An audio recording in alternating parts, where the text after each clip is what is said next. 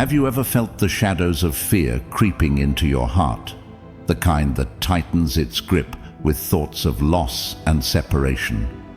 Perhaps, like Anakin Skywalker in the grand saga of Star Wars, you've found yourself ensnared in the overwhelming dread of losing someone as precious as Queen Padme Amidala was to him. It's this very human fear that propelled Anakin down a dark path, one that we'll explore and learn from today. In our voyage through the timeless teachings of Stoicism, we'll discover how to untangle these fears and replace chains with wings of freedom. The Stoic philosophers, Marcus Aurelius, Seneca, and Epictetus, left us a map to navigate these treacherous waters, showing us how to find strength and serenity in the things we can control and to release our grip on the things we cannot. Before we dive deeper into today's fascinating journey through Stoic wisdom, I've got a quick insight to share with you. Did you know that 96% of you enjoying our content haven't hit that subscribe button yet? That's almost all of you. So if you find value in our videos and haven't yet subscribed, consider joining our growing community. It's one click for you, but it means the world to us. It's free, and you can always change your mind later. So, ready your minds, open your hearts, and let's set sail into this adventure of self-discovery and liberation. The wisdom of the past is our guiding star, and the lessons we learn today could be the key to unlocking a future where fear of loss no longer holds dominion over us. 1. The problem of attachment. In a galaxy not so far away within the chambers of our own hearts, we each harbor a connection to Anakin Skywalker's plight. The fear of losing those we love is a tale as old as time, a universal narrative that reverberates through every life. This gripping fear can sometimes lead us astray, much like it led Anakin to embrace the dark side, all in the desperate hope of preventing the loss of his beloved Padme. Yet the ancient Stoics, sages of serenity, beckoned us to confront this fear with courage and reason. Consider Epictetus, who calmly reminds us that wishing for our family and friends to live forever is to chase the wind. It's not just futile, it's to fight against the very nature of the world. He advises, don't demand that things happen as you wish, but wish that they happen as they do happen, and you will go on well. This is the dance of life, a series of hellos and goodbyes, of meetings and partings. Marcus Aurelius, another Stoic philosopher and emperor, echoed this sentiment. Accept the things to which fate binds you, he counseled, nudging us to embrace the natural flow of existence, including the inevitability of loss. Our suffering, he suggests, isn't due to the events themselves, but to our attachment to the outcomes we cannot control. Seneca, who faced his own tumultuous sea of loss and exile, implored us to hold loosely to the threads of attachment. We suffer more often in imagination than in reality, he wrote, reminding us that it is our thoughts, not the events, that often cause us anguish. Even the poets of the heart, like Hafez, whisper wisdom to us across the centuries. He says, "This place where you are right now, God circled on a map for you. Here we're reminded to live in the present, to cherish without clinging, for it is neither the past nor the future where life unfolds, but in the now." And Rumi, that great Sufi mystic, offers a balm for our aching souls with his words, "Do not grieve. Anything you lose comes round in another form." His verse gently encourages us to view loss not as an end, but as a transformation, a change of form in life's ongoing dance.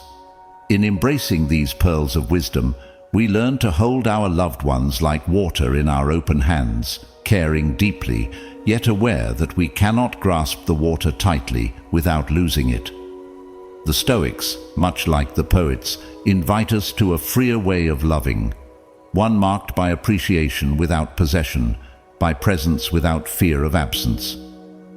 So let us walk the path of the Stoics and poets, learning to love with open hearts and minds that are at peace with the ebb and flow of life's many tides.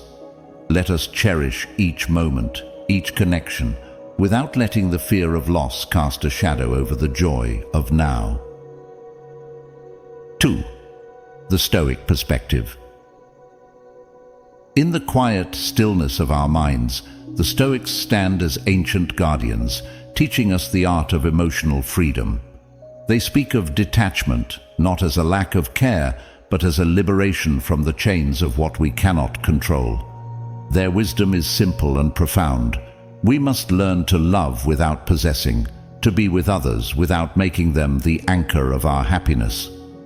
Marcus Aurelius, with the weight of the Roman Empire on his shoulders, found solace in this principle.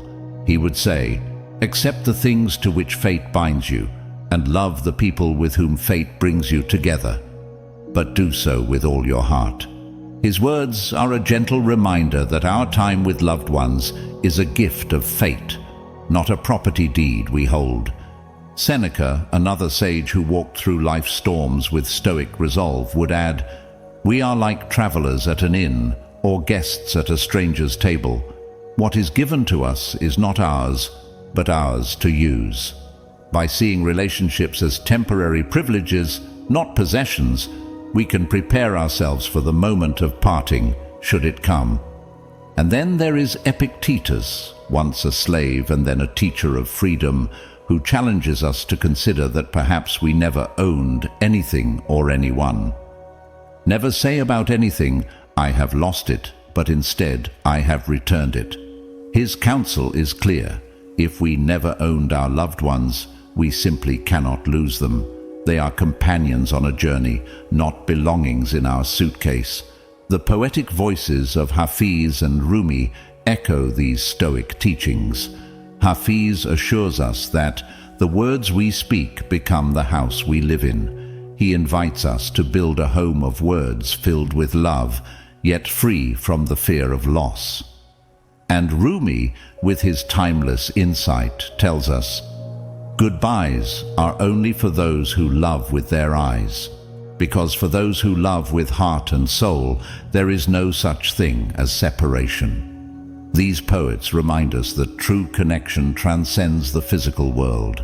In embracing this perspective, we find a new way to relate to those we hold dear. We cherish our time together, knowing that it is fleeting, like the morning dew. We love fully, yet without clinging, understanding that life is a tapestry of meetings and partings. The Stoic approach to relationships is to enjoy the symphony of human connection, but to never mistake the music for our own. So let us walk with the wisdom of the Stoics and the poets, holding our relationships lightly in the palms of our hands. Let us care deeply, love passionately, yet never forget that the people in our lives are fellow travelers, not our possessions. In this way, we can love without fear, live without regret, and face the inevitable changes of life with a calm heart and peaceful mind. So, 3. Attachment in Star Wars. In a galaxy far, far away, the tale of Anakin Skywalker unfolds, a tale that holds a mirror to our own struggles with attachment. Anakin, who would become Darth Vader, was ensnared by a fear so human, yet so powerful, the fear of loss. His love for Padme, though deep, was a wild storm that uprooted his peace and hurled him into the abyss of the dark side. The story of Anakin is a stark reminder from the canvas of Star Wars to us here on Earth. It tells us what happens when we let the threads of fear and attachment weave the fabric of our lives. The Stoics, like sentinels of wisdom, have long warned us against such entanglements. Epictetus, with his simple yet profound insights, would have seen Anakin's downfall as a failure to understand one of life's great truths, that we must love as if we were someday to part. Love as if you were a traveler, he might say, appreciating the beauty of the landscape without the desire to make it yours. Marcus Aurelius, a leader familiar with the complexities of the human heart, would advise us much like he advised himself, to see the value in every shared moment, but to be prepared for the time when fate moves us along different paths. Life is but a momentary glance of the eye, he understood, and we should enjoy its beauty without clinging, as we are simply borrowing it for a while. Seneca, who pondered deeply on the nature of life and death, would likely see Anakin's turmoil as a teaching moment for us. He might say, to be overly attached is to be in constant fear of losing, and this fear is a heavy chain that can drag us into actions we may later regret. True freedom comes from understanding that nothing truly belongs to us. In the poetic verses of Rumi, we find a kindred spirit to these Stoic thoughts. Don't grieve. Anything you lose comes round in another form, Rumi tells us, suggesting that the bonds of love are not broken by distance or even by death. They simply transform, taking new shapes in the flowing river of life. Hafez, too, would sing a melody in harmony with this understanding. This place where you are right now, God circled on a map for you. Hafez would counsel Anakin and all of us to find contentment in the present, to cherish our companions without owning them, for it is in the circle of the present that all of life's treasures lie. By looking at Anakin's story through the lens of Stoicism and the timeless wisdom of poets like Rumi and Hafez, we are invited to reframe our own experiences of attachment. We learn that it is not love that shackles us, but our insistence on permanence in an impermanent world. We can choose to be like Anakin, or we can choose the way of the Stoics and poets, loving deeply but holding loosely, finding freedom even in the face of life's greatest changes. 4. Emotional freedom.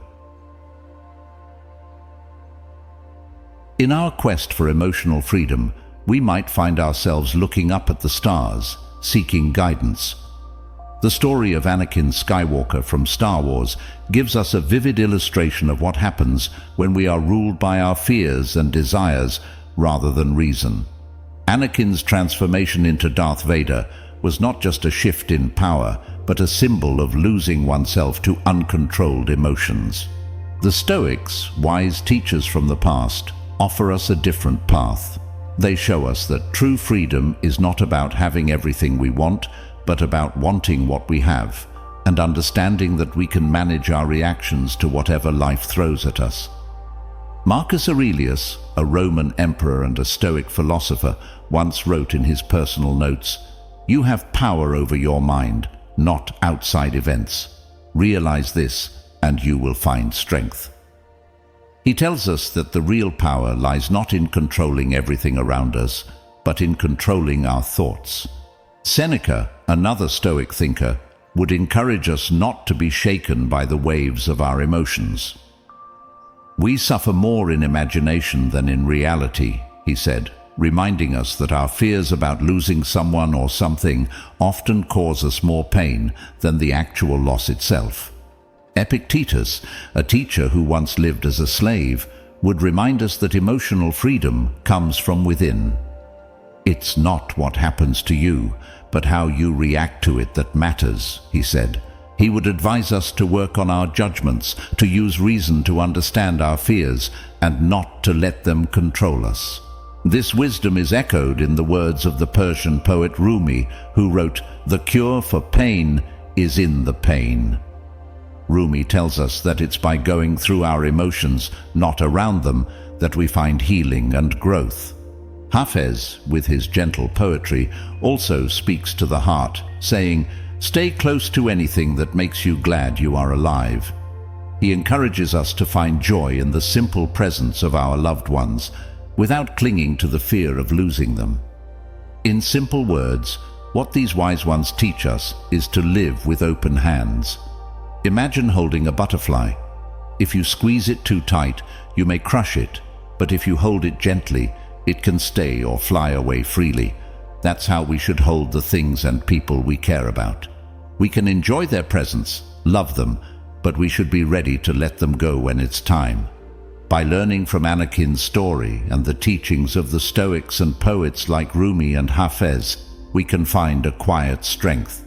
We can learn to stand in the middle of a storm of emotions with a calm heart, to let go when we must, and to find peace in the letting go. This is the way to emotional freedom, understanding that things come and go, but we can choose our response, and in that choice, we find our power and our peace. 5. Seneca's letter and grieving. Imagine standing on a quiet beach, watching the waves come and go. Sometimes life's losses can feel like a wave that knocks us off our feet.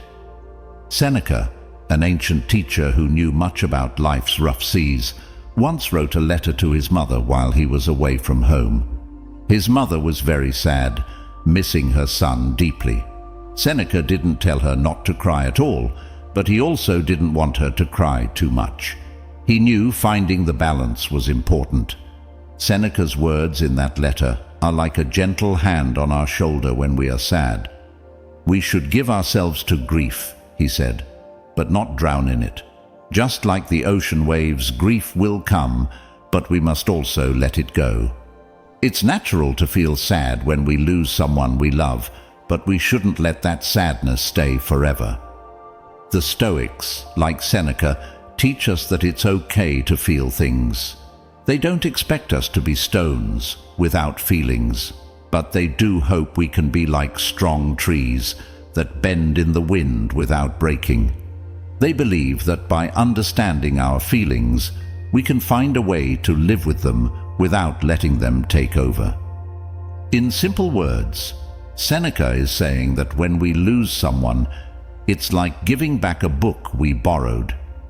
It was never ours to keep forever. We can be thankful for the time we had with the person, like the joy we get from a good story in a book. And when it's time to give it back, we do so with a thank you and a smile for the time we shared. Rumi, a poet with a big heart, would agree with Seneca. He said, "Don't grieve. Anything you lose comes round in another form."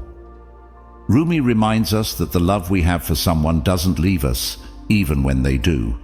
It comes back to us in different ways, maybe in memories, or in the way we love others.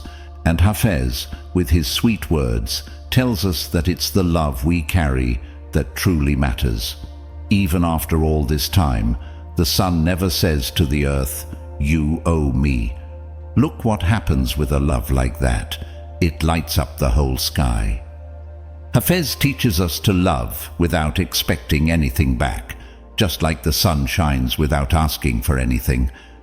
In our own lives, when we feel sad about someone leaving us, we can think about these wise words. We can let ourselves feel sad, but also remember to stand back up, to let the sun of our love shine on others, and to find joy in the love that remains. This is the way to grieve with balance, to honor our feelings without letting them make us forget the beauty that still surrounds us. In the gentle closing of a day, when the sky paints itself in hues of oranges and purples, we find moments to reflect. Our time together today is like that sunset, a pause in the hustle of life to think about what we've learned. But the journey doesn't end here. If the words of Marcus Aurelius, the insights of Seneca, or the poetry of Rumi and Hafez have sparked a flame in your heart, let it grow brighter. Follow the paths they've laid out in our playlist, where wisdom waits to greet you like old friends. Your support is the gentle breeze that keeps our sails full. If today's journey has brought you some solace, consider exploring the books linked below. Each click, each purchase helps us to cast the net wider, to reach hearts hungry for tranquility in a turbulent world. And if you find value in our shared moments, if our paths of pondering have become precious to you, perhaps you'll choose to support our voyage further. By visiting Buy Me a Coffee, you can fuel our journey with the warmth of your generosity. Every subscribe click, every book you discover, every coffee you gift us is a ripple that spreads far beyond what eyes can see. It's through your support that the wisdom of the ancients can whisper in the ears of souls across the world, soothing the restless and enlightening the seekers. So, as the stars begin to twinkle into view, signaling our time to part, remember, the end of one insight is simply the beginning of another. Continue to seek, continue to grow, and let's keep the wisdom of the past alive, together. Thank you for being a beacon of support. Until next time, let the wisdom of Stoicism guide you, and may the words of poets light your way.